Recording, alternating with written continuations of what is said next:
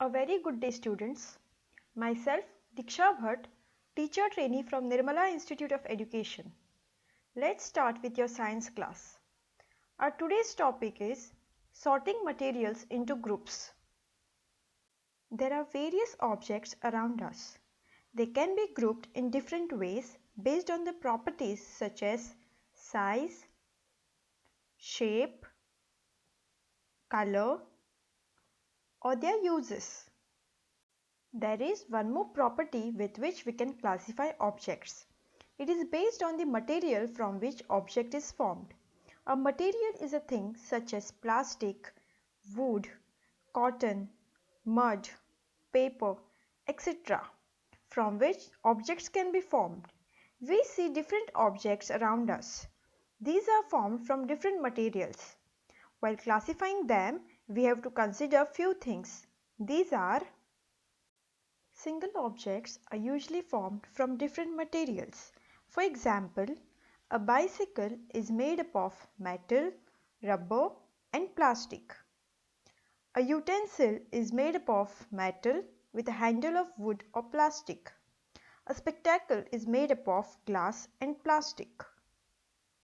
However, a single object can also be formed from a single material. For example, a balloon is made up of rubber. Toys are made up of plastic, and a towel is made up of cotton. It is also important to note that single material makes different objects. For example, from wood we produce things such as chair, table, wardrobe, windows, etc. From cotton we produce things like shirt, pant, towel, shawls, etc. Here are few things to classify. We will identify the material from which it is made.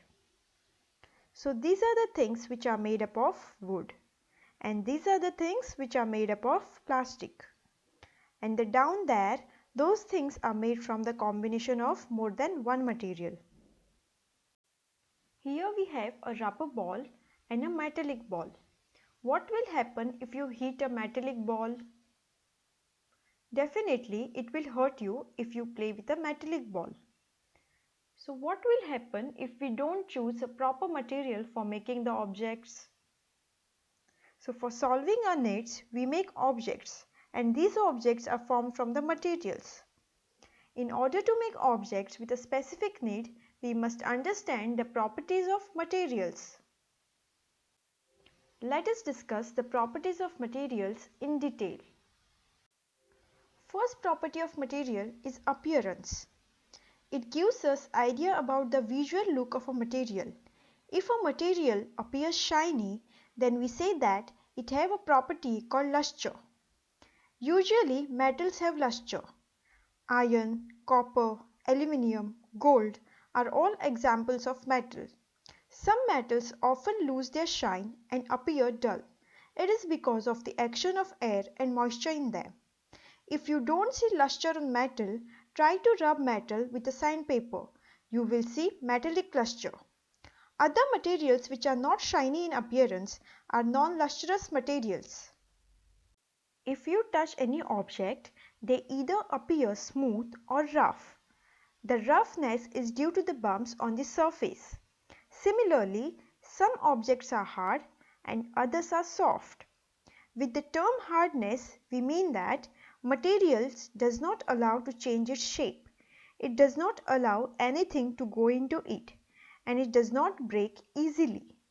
But if the material changes its shape or breaks easily, then we say that such materials are soft materials.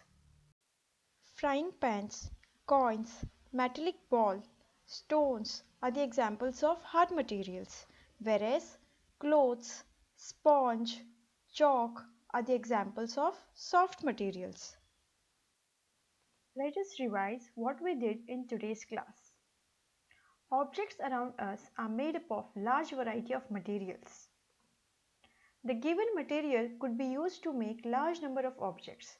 It is also possible that object could be made up of single material or of many different materials. Different types of materials have different properties. Some materials are shiny in appearance, like gold, silver, and other metals, while others are not. Some are rough like bricks, rocks, etc., and some are smooth like sponge. Similarly, some materials are hard like stone, wood, etc., whereas some are soft like cloths, sponge, chalk.